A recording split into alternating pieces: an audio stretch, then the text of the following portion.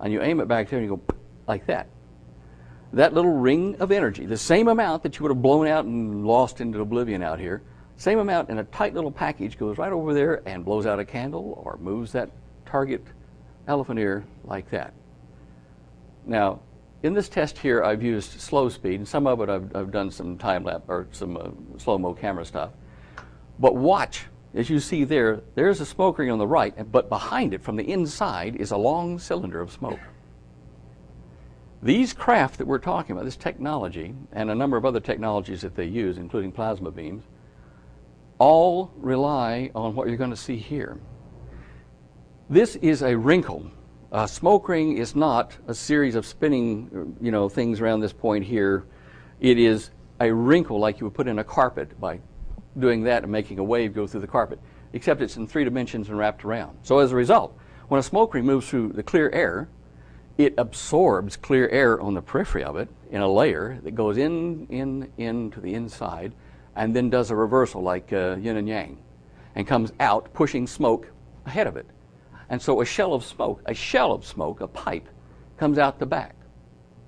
These things here are a rough approximation of what makes an atom or an electron. They are not particles, they are waves in a medium. All right.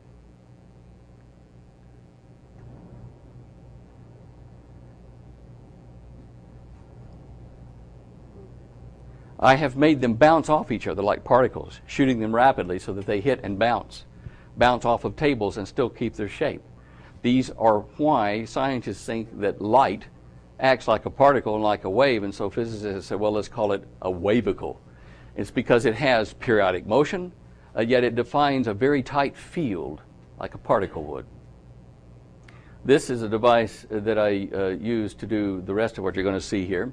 It's a plastic pipe, plexiglass pipe, and I've just made it so it'll make smoke rings with a piece of shower cap stuck on the back as a rubber membrane, and I pull it and pop it loose and I get 70 to 90 miles an hour out of the little donut. Same thing you can do.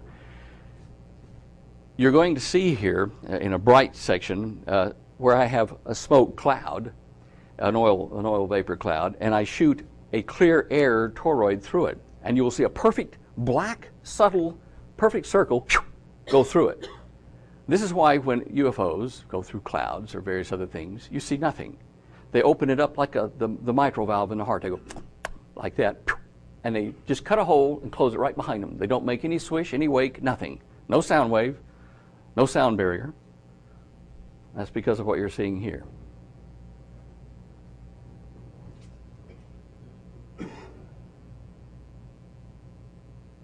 Now watch closely. It's subtle. Did you see it? Didn't see my hand move, did you? Right in the center, down to the bottom. There you go. You see? Oh, yeah, I see. See, now I've slowed it up so you can see how I've reversed it back and forth. Watch how it acts like a valve. Okay. A couple more just to show you. It doesn't really do a lot of damage. In fact, when I've fired these things across the room like that, I've had candles 30 feet away over on this side here, because candle flame is very sensitive, to motion. And I'll have the candle flame over there and shoot that way. And as the donut passes like this, the candle flame goes and bows toward the donut passing.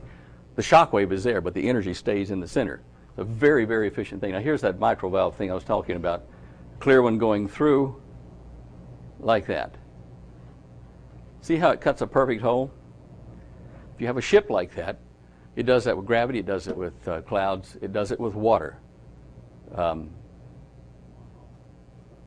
Fascinating, isn't it? So what do we do in the evenings at home? I'll tell you what, my wife is going to kill me if I keep playing with that Coke bottle, because sometimes on the computer I'll take a ruler and I'll snap it like that and make these little beads form, and I'll go thump, thump, thump, thump. So if you do it another time, I'm going to shoot you. Yeah. True, isn't it, Holly? All right, now, I took some notes at one of the meetings because we weren't allowed to film or record anything in one of my briefings. All right. In one of my briefings in the project here, and what you're going to see is a page of my notes here, which show what I was drawing, what I was being shown. with the top off of the 30-foot diameter craft and with one of the sections removed so I could see inside the inductor. And this is what I put down on paper that day. You can see the arch I was telling you about is there. It's exaggerated a bit, it's a little thinner. The core section here with the main ring toroid. This one here with like a Faraday cage. It wasn't exactly that, but that's what it's for. This also held the superstructure onto the top of the craft. And there you can see some more of it there.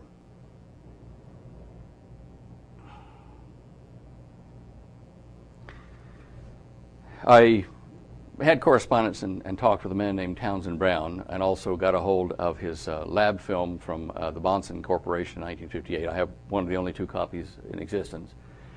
And I discussed the Philadelphia experiment and a number of other things with Dr. Brown when he was in Catalina Island, California, before he died.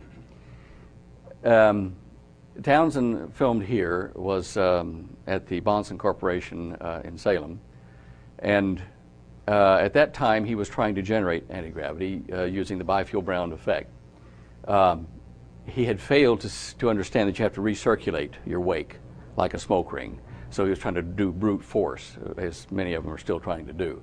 But with a smoke ring and with charged particles, if I push out this way and the wake of my pushing comes around behind me into my intakes and adds to my energy, I use a lot less energy to go forward.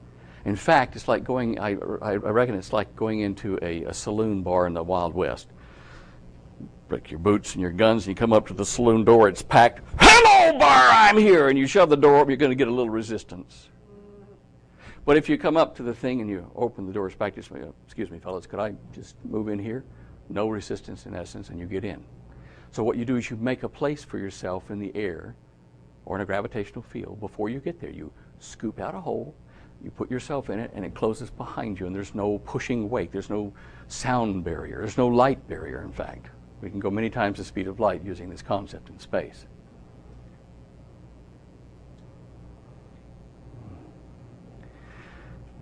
Brown tried a toroid coil in his. I've got his lab notes, his books as well, lab books. Over here it was called the beta machine. This was generating his high voltage 100,000 volt charges that were generating these arcs. So on this saucer here, I've held it, it was about 3 feet in diameter. This coil, he would slip on top of that and they would put high charge through it, but it was only half of the solution. If he had done the other coil and had known to do it, where he wrapped another coil like this and put those in phase, he would have had anti-gravity in a big way.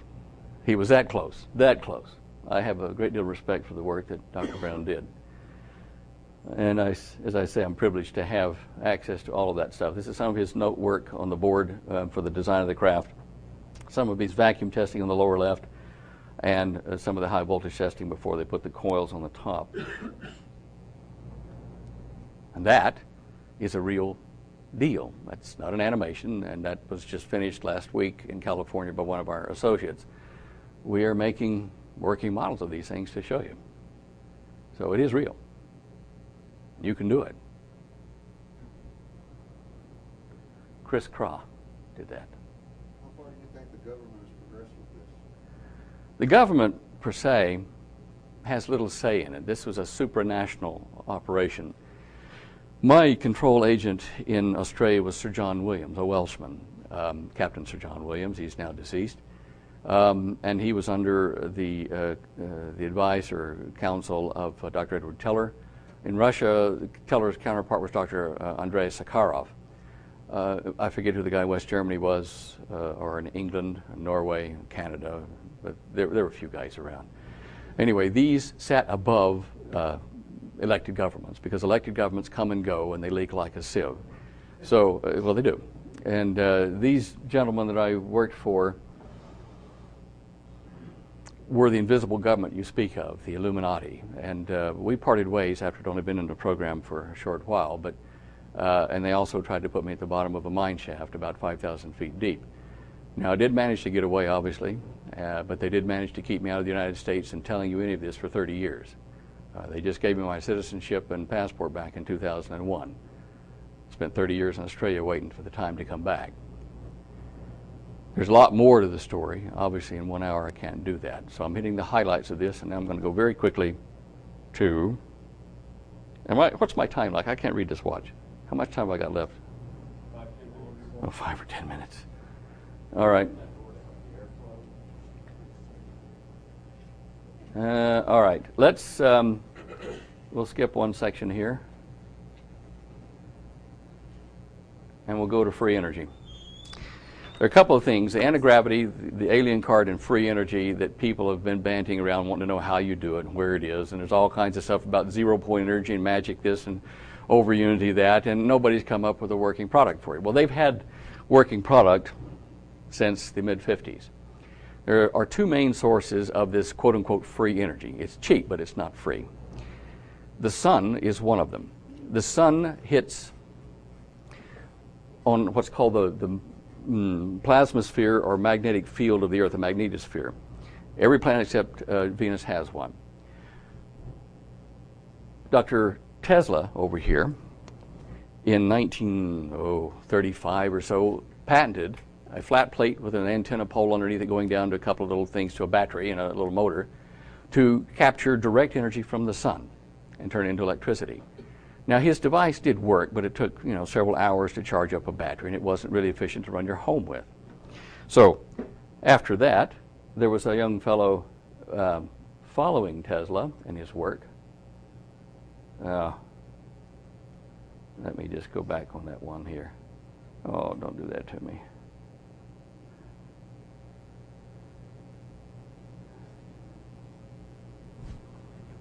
Okay. All right. Here we go. Tesla, okay, as I said, developed that thing in 1935 and patented it sometime around then. Patented, whatever. And in the steps came a guy named T. Henry Murray, who was a doctor in his own right, but a doctor of something else not related to free energy. But he knew that Tesla's work had merit. And so as a 19-year-old at the turn of the century, he'd been following Tesla. He started playing with antennas, insulated wires on the farm where he lived. He was a Mormon fella, kid. And he found out that he could get little arcs off of this antenna that was insulated from the rest of the house through a little coil in his speaker, and it was novel. Years passed, he remembered it. And eventually, through time and circumstance, he spent some time in Sweden, a guest of some of his relatives there, and there was a train car came by with ore. And some of the ore would drop off when they'd stop at the signal there at the tracks. And so as a kid, a young man now, he would pick it up and take it home and collect it. He kept it with him when he went back to the States, went back home. And when he started playing with his peculiar electric discharge, his antenna, whatever, he used some of this Swedish stone, he called it. And it was a semiconductive type material, which we've now dubbed the triboluminescent material, which is just a strange term for saying it'll turn certain frequencies of light or heat into electricity directly. And he managed to build a device with about an 85-foot long antenna insulated behind his house on two poles and a little wire coming off of it, insulated again, down to two boxes about the size of this trolley here in his home. He could extract from the ambient medium, the air, he could extract about 5,000 to 7,000 watts of power continuously, run his home, run a heater, and do it to witnesses, let him take his boxes apart, all except one little cigar box thing about that big, which held the magic device which made it all work. And basically all he had in his box was a tuned Tesla coil system, a high voltage coil, a step down coil, and a couple of little feedback coils, and a radio circuit, a heterodyning circuit. No one would help him. In the early 70s, he finally died, and his last words to his family were, "Why didn't they help me?" In fact, they tried to assassinate him. Somebody shot at him through his home window one time. There are so many documented cases on record of this man with sheriffs, judges, everybody reputable. And as I say, he was part of the Mormon community, and he was reputable.